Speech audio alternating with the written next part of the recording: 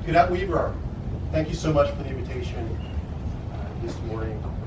And Colonel Shinsky, Major Ingersoll, doing great work here. Keep it up. Thank you so much for the opportunity. And cadets, thank you so much for your professionalism, your grit, and your toughness. It's not easy standing the watch overnight, so good job. We're all proud of you.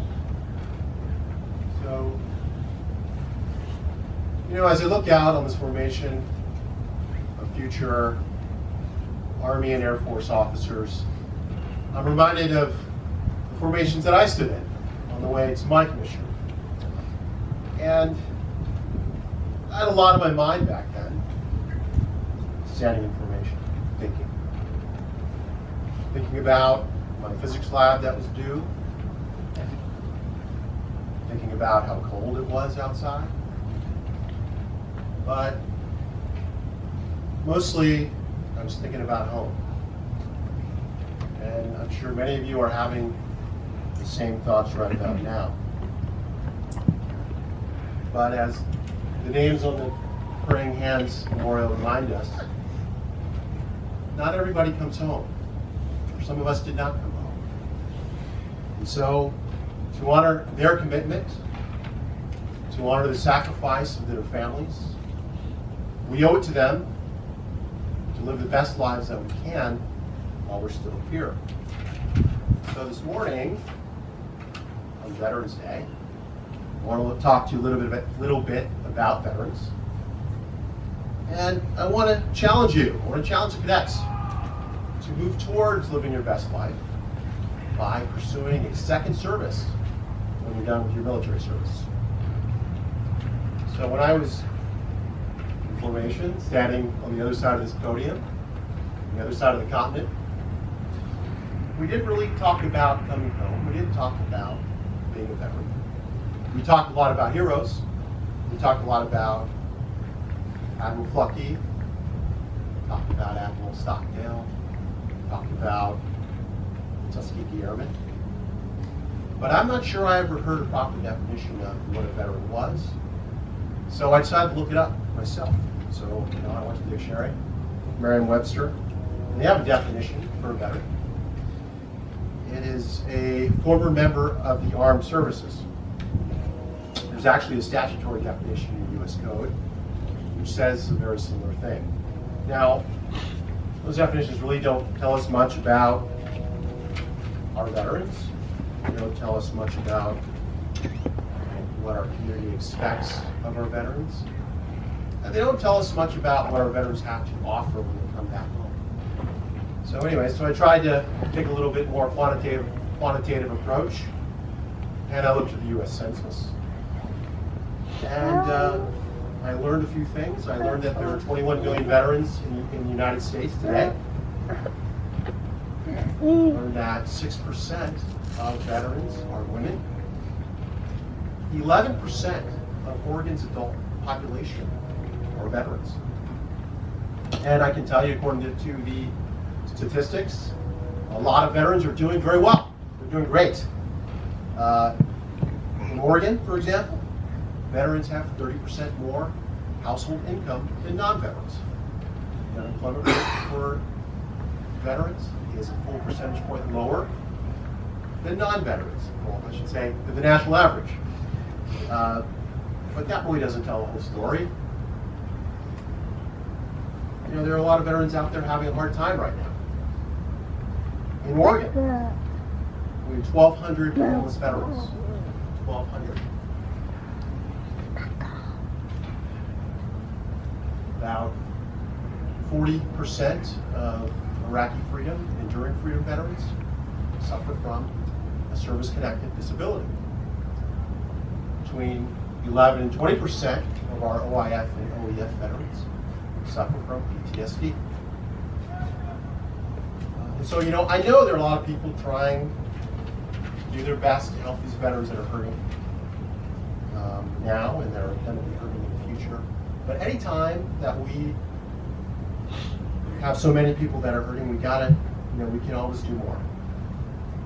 So to Just as an example, just the other day, I had a friend of mine, an old friend of mine. He had heard from some of his friends, an old Army buddy of his tried to hurt himself. It's a person he and his friends hadn't really talked to in a while. So he asked that, anybody out there, you haven't heard from anybody in a while, go out and reach out to them, see how they're doing, check in. They'll appreciate the call. So I think, as I said during my introduction, I'm on the board of the Returning Veterans Project. It's a Portland-based nonprofit founded about 14 years ago by Carol Levine, which is a local therapist. And RVP, as we like to call it, was founded to provide free, confidential counseling and health services to post 9/11 veterans and their families. And we were able to do this through a network of volunteers. We have over 150 healthcare providers, mostly counselors, that volunteer their time to treat our vets. Our programs are 100% free to our veterans. They're 100% confidential. We don't accept insurance, and we don't get paid. We are able to provide 4,000 hours of services to our veterans just last year. Last year, we were also able to help over 250 individuals. That's actually about twice the number of cadets standing out there right now. Just in Oregon and Southwest Washington. So, if you think you need some help, you know somebody who needs some help, or you're a provider who can provide help, go to our website, returningveterans.org, check it out, learn more about it, tell others about it. It's free, confidential, and there's no strings attached. You don't even actually have to talk to anybody at Returning Veterans Project to get help. So, I consider my work with Returning Veterans Project as part of my second service. So, you don't have to be like me and join a board. A second service can take a lot of different forms. There's a spectrum of effort, and on one end of the spectrum, you can dedicate a whole career to a second service after a military service. Like my friend Mike Maxwell, he's an Army veteran, and our chairman at the Returning Veterans Project. He dedicated a whole career to making sure that our local veterans here receive mental health care that's as sophisticated as the weapons they're learning to use in the military. You don't have to be like Maxwell. You don't have to be like my friend Gabe Court, also on the RVP board, and also an Army vet who's making sure that Portland's most vulnerable people are taken care of. You don't have to be like my friend Gabe. You don't have to be like my classmate and Marine vet Seth Lynn, who founded a nonprofit called the Veterans Campaign to train the next generation of civic leaders. You don't have to be like my friend Seth. You don't have to do any of that, but you can call up a nonprofit, see how you can help, figure out how you can add value. They'll appreciate it. They'll appreciate your effort, and they'll appreciate your work for them. I think I might have seen a few VFW and American Legion veterans here. Thank you for what you do. 20 years ago, I participated in Boise State here in Oregon, and it had a big impact on me. And those programs are run by veterans, and they need new veterans to do the work. So go ahead and talk to them. There's actually a surprising number of ways you can support. You can continue to serve after you hang up the uniform. And the more I think about it, we really can't afford for you not to pursue a second service when you're done with your military service.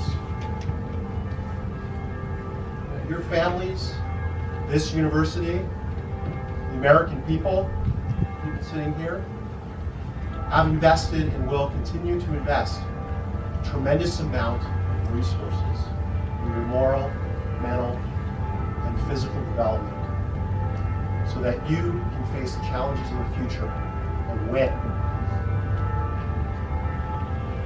And you can't afford to let those skills go dormant when you come back home.